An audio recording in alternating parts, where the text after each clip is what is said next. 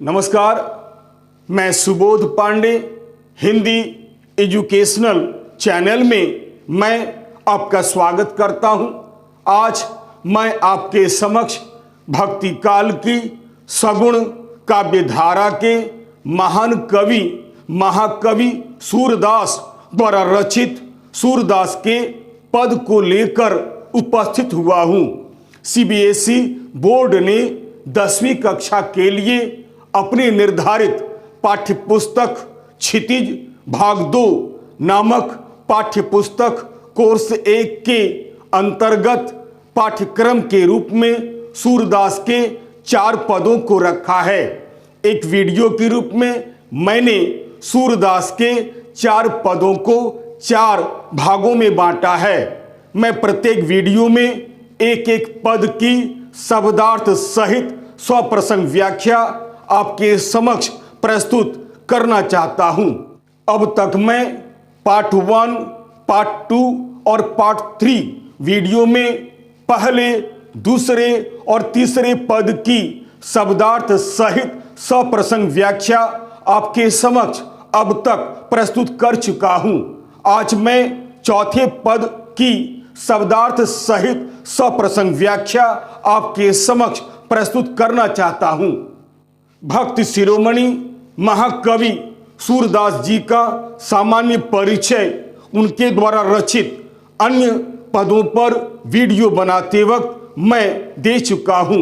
यही नहीं, यदि आप उनके द्वारा रचित अन्य पदों पर बने हुए मेरे वीडियो को देखना चाहते हैं तो डिस्क्रिप्शन में मैंने उसका लिंक दे दिया है। आप अपनी सुविधा के अनुसार उसे देख सकते हैं। तो आइए अब मैं आपके समक्ष पार्ट 4 वीडियो के रूप में सीबीएसई बोर्ड द्वारा निर्धारित पाठ्यक्रम के अंतर्गत सूरदास जी के चौथे पद की शब्दार्थ सहित स्वप्रसंग व्याख्या को आपके समक्ष प्रस्तुत करता हूं। इसे आप ध्यान देकर सुनिएगा।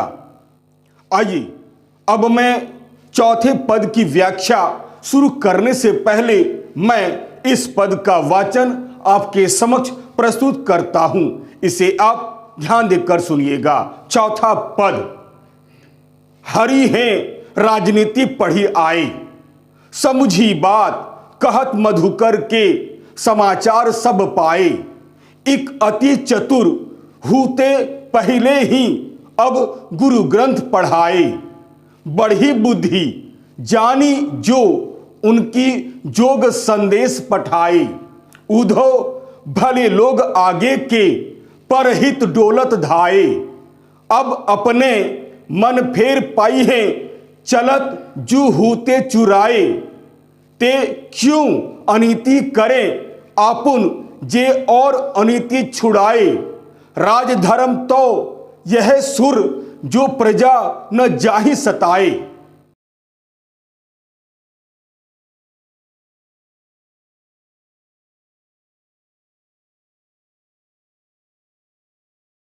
आइए अब मैं उपर्युक्त पद में जो कठिन शब्द उभर कर आए हुए हैं उन कठिन शब्दों के अर्थ को मैं यहां पर बताने का प्रयास करता हूं। साथ ही साथ विद्यार्थियों से मैं यह अनुरोध करता हूं कि कठिन शब्दों के अर्थ को कॉपी पर लिखने का प्रयास करें, साथ ही साथ याद भी करने की कोशिश करें, ताकि जब भी आप इन पंक्तियों को पढ़ने की कोशिश करें आपको अर्थ समझने में कहीं कोई कठिनाई उत्पन्न न हो। तो आइए सबसे पहले मैं शब्दार्थ आपके समक्ष प्रस्तुत करता हूं। शब्दार्थ। हरि यानी श्री कृष्ण, पढ़ी आए यानी सीख कर आए या पढ़कर आए। समुझी यानी समझ जाना। मधुकर यानी भ्रमर या भंवरा, यहां उधो है। हूते यानी थे। इक यानी एक। पठाए यानी भेजे हैं। आगे के यानी पहले के। परहित यानी दूसरों की भलाई। डोलत धाए यानी दौड़ते फिरते थे। फिर पाई हैं यानी फिर से पा लेंगी। अनीति यानी अन्याय। आपुन यानी स्वयं या खुद, जे यानी जो, राजधर्म तो यह यानी राजधर्म तो यही है, जाहि सताए यानी जिसे सताया जाए।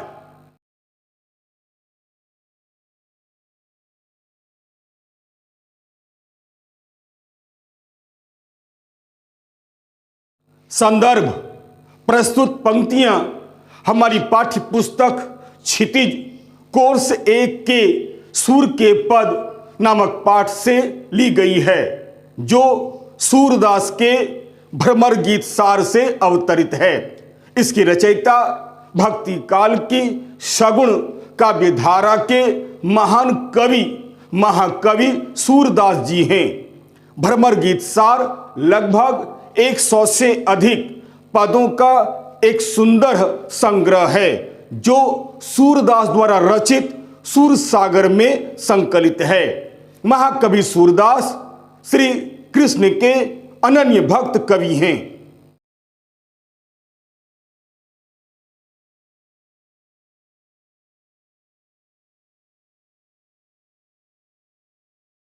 प्रसंग: प्रस्तुत पद में महाकवि सूरदास ने गोपियों के द्वारा श्री कृष्ण के प्रति उत्कट अनुराग को प्रकट किया है, अर्थात श्री कृष्ण के प्रति अपने प्रेम को उजागर किया है। प्रभु श्री कृष्ण विशेष कारण वश जब गोकुल यानी वृंदावन छोड़कर मथुरा चले जाते हैं, सच्चा प्रेम होने के कारण गोपियां उनके विरह में व्याकुल हो जाती हैं, वियोग में तड़पने लगती हैं। तभी श्री कृष्ण के मित्र उद्धव आकर गोपियों को श्री कृष्ण को भूल जाने तथा निर्गुण ब्रह्म की भक्ति करने का उपदेश देते हैं।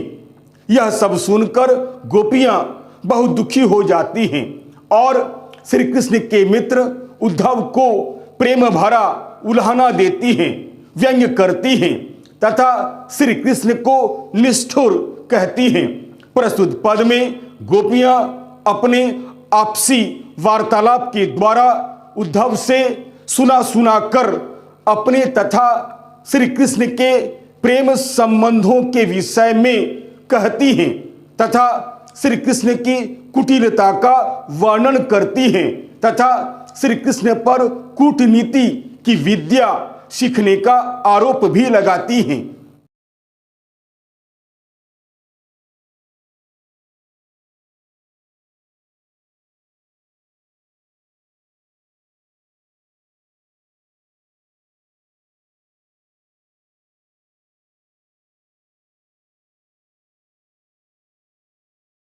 भावार्थ या व्याख्या: हरि हैं राजनीति पढ़ी आए, यानी प्रस्तुत पद में गोपियां उद्धव के ज्ञान मार्ग की बातों को सुनकर आपसी वार्तालाप के माध्यम से उद्धव से व्यंग्य भरे स्वर में एक सखी या एक गोपी कहती है कि हे उद्धव, लगता है श्री कृष्ण जी अब राजनीति करना सीख गए हैं, अर्थात उन्होंने राजनीति करना सीख लिया है, यानी अब तो राजनीति करने लगे हैं।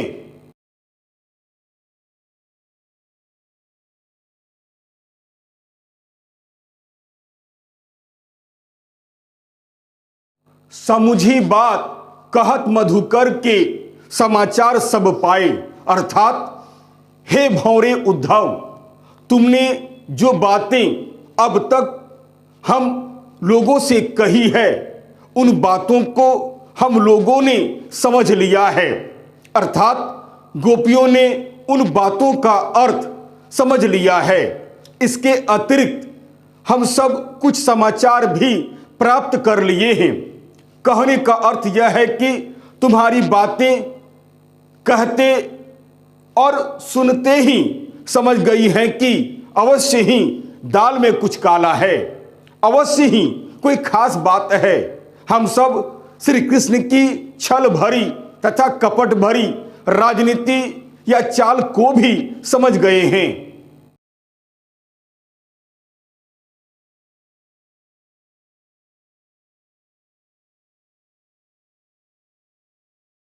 एक अति चतुर होते पहले ही अब गुरु ग्रंथ पढ़ाए। यानी हे उद्धव, तुम्हारी बातों को सुनकर हम लोगों ने यही निष्कर्ष निकाला है कि एक तो श्री कृष्ण पहले ही बहुत ही चतुर थे। गोपियों के साथ वे अपने प्रेम का प्रदर्शन करते रहते थे, जिसे हम लोगों ने सच मान लिया था। किंतु अब जब उन्होंने हमें अर्थात गोपियों को ज्ञान और योग का संदेश देने के लिए तुम्हें यानी उद्धव को भेजा है, तब से हमें उनकी नई प्रतिभा तथा बुद्धिमत्ता का भी ज्ञान हो गया है।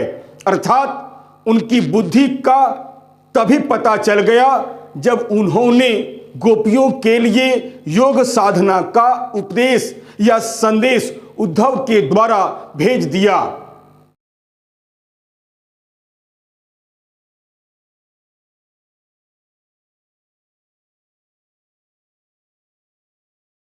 बढ़ी बुद्धि जानी जो उनकी योग संदेश पठाए। अर्थात हे उद्धव, अब तुम भी अपने गुरु श्री कृष्ण से राजनीति के ग्रंथ को भी पढ़कर आए हो, इसलिए तुम ऐसी बातें कर रहे हो। तुम्हारी हर बात श्री कृष्ण के समान छल कपट भरा प्रतीत होता है। वास्तव में गोपियां प्रभु श्री कृष्ण से सच्चा प्रेम करती थीं। उनके लौट आने की वे बेसब्री से प्रतीक्षा किया करती थीं, परंतु वे लौट कर नहीं आए। फिर उन्होंने उद्धव के द्वारा यानी तुम्हारे द्वारा योग का संदेश भेज दिया। भाई वाह, हम कृष्ण की बुद्धि का बड़प्पन भी मान गए। उन्होंने हमारे लिए योग का संदेश देकर भेजकर उन्होंने कितनी समझदारी की है कि क्या बतलाऊं।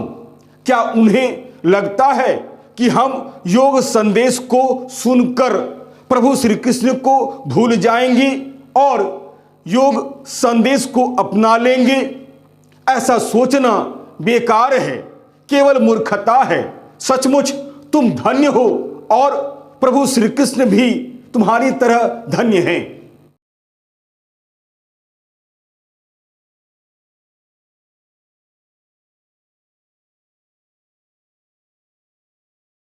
उद्धव भले लोग आगे के परहित डोलत धाए। यानी एक गोपी अपने सखियों को संबोधित करते हुए उद्धव के समक्ष कहती है कि पहले के लोग यानी पूर्वज लोग बड़े भोले होते थे। यानी पहले के लोग बहुत ही अच्छे होते थे, दूसरों की भलाई के लिए बड़ी दौड़ धूप किया करते थे, उनके लिए कष्ट उठाती थी। किंतु प्रभु श्री कृष्ण ऐसे नहीं हैं। इन्हें दूसरों की यानी गोपियों की कोई चिंता नहीं है। अर्थात पहले के लोग बड़े ही अच्छे होते थे। पहले के बड़े लोगों की जो रीति होती थी वह बड़ी ही सुंदर होती थी। वे हमेशा दूसरों की भलाई के लिए दौड़ते फिरते रहते थे, हमेशा उनकी सहायता किया करती थी। गोपियां उद्धव पर व्यंग करते हुए कहती हैं कि उद्धव संभवतः एक ऐसे ही व्यक्ति हैं जो श्री कृष्ण के आदेश पर हमारा भला करने के लिए ही इधर आए हुए हैं। खैर छोड़िए इन बातों को।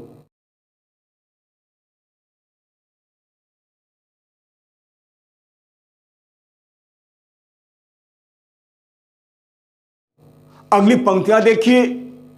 अब अपने मन फेर पाई हैं चलत जू होते चुराई। अर्थात हम तो केवल एक ही प्रार्थना करती हैं कि हमें हमारे वे मन लौटा दें जिसे श्री कृष्ण चलते समय चुराए थे।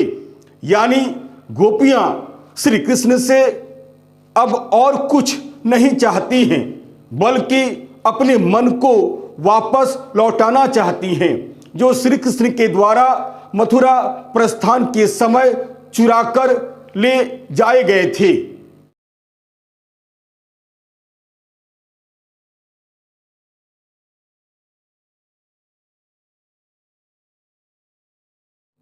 ते क्यों अनिति करें आपुन जे और अनिति छुड़ाई। यानी गोपियां एक यह भी तर्क देती है कि जब श्री कृष्ण ने हमसे प्रेम निभाना यानी अपनी प्रेम परंपरा को ही छोड़ दिया है तो अपनी नीति यानी बात मनवाने का उन्हें क्या अधिकार रह जाता है। कारण सच यह है कि जो व्यक्ति स्वयं अपनी परंपराओं नीतियों पर नहीं चलता है वह दूसरों से कुछ कहने योग्य कहां रह जाता है। इस नियम के अनुसार गोपियां श्री कृष्ण को ज्ञान युग का उपदेश देने का कोई अधिकार नहीं देती है।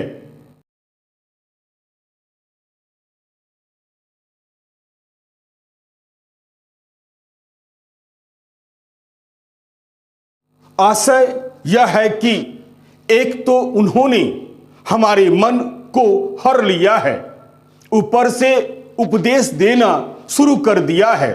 अतः पहले उस मन को लौटाएं जिसे उन्होंने चुरा लिया है, तब उपदेश दें। हमें तो यह सोचकर आश्चर्य होता है कि जो स्वयं नियम का पालन नहीं करता है वह फिर क्यों दूसरे को नियम का पालन करने की बात कहता है। यह तो एक अन्याय है, सरासर अन्याय है। हमें यह बात बिल्कुल समझ में नहीं आती है कि जो श्री कृष्ण दूसरों को अन्याय से बचाते रहे हैं, उनकी रक्षा करते रहे हैं, वे स्वयं हम पर आखिर अन्याय क्यों कर रहे हैं। वे हमें अपने प्रेम से विरत क्यों कर रहे हैं तथा योग संदेश क्यों भेज रहे हैं।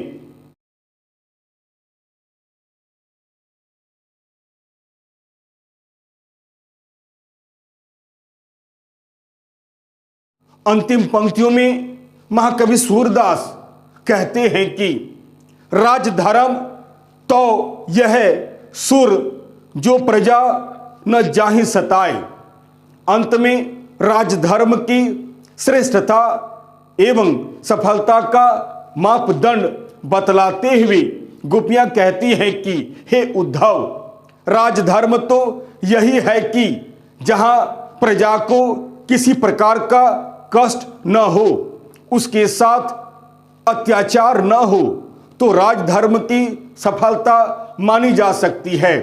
इस नियम का उल्लेख करने से कवि की अभीष्ट व्यंजना यह है कि मथुरा प्रवास काल में श्री कृष्ण जो राजा हो गए हैं उनका सम्राटत्व तभी सार्थक और सफल कहा जाएगा जब उनकी प्रजा यानी गोपियों का हृदय न दुखाया जाए।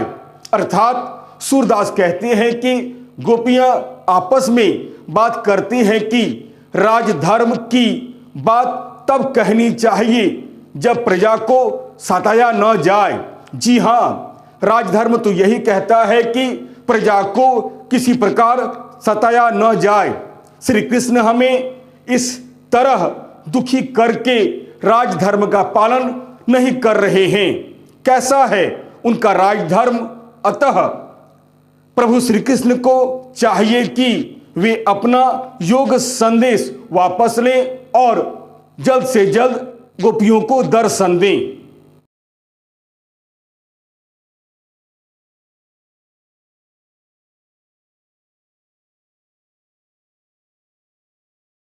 अब मैं इस पद की व्याख्या करने के बाद विशेष आपके समक्ष प्रस्तुत करता हूं। इसे आप ध्यान देकर सुनिएगा। विशेष, इस पद में प्रभु श्री कृष्ण की कुटिलताओं पर करारा व्यंग किया गया है। इस पद में गोपियां श्री कृष्ण पर प्रेम का नाटक करने का आरोप लगाती हैं। प्रस्तुत पद में गोपियों की मन स्थिति का वर्णन होने के साथ साथ उनके विरह का भी वर्णन हुआ है। इस पद में गोपियां उद्धव को उल्हाना देते हुए अपने मन की बात कहती है। इस पद में वियोग श्रृंगार का वर्णन हुआ है। इस पद में गीति शैली का प्रयोग हुआ है तथा यह पद प्रसाद और माधुर्य गुण से परिपूर्ण है। प्रस्तुत पद में वक्रोक्ति, चपलाति शयोक्ति, काकु वक्रोक्ति तथा निदर्शना अलंकार है। प्रस्तुत पद की भाषा ब्रज भाषा है।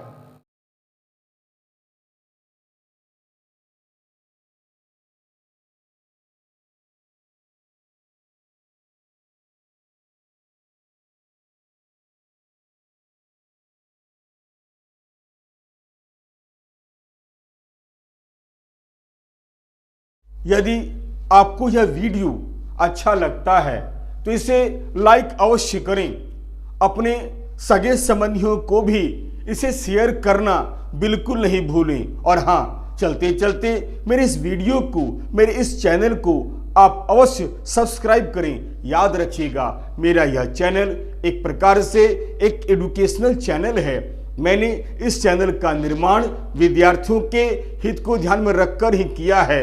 अतएव लाइक, शेयर और सब्सक्राइब करना आप बिल्कुल नहीं भूलें। और हाँ, यदि इस वीडियो में अगर आपको कहीं भी किसी प्रकार की कोई कमी या कोई गलती या कोई त्रुटि नजर आती है तो आप कमेंट्स अवश्य करें, ताकि मैं उन गलतियों का सुधार कर सकूं और आपके समक्ष एक बहुत ही सुंदर छात्रोपयोगी वीडियो बनाकर प्रस्तुत कर सकूं, ताकि आप उसका अधिक से अधिक लाभ उठा सकें। तब तक के लिए नमस्कार।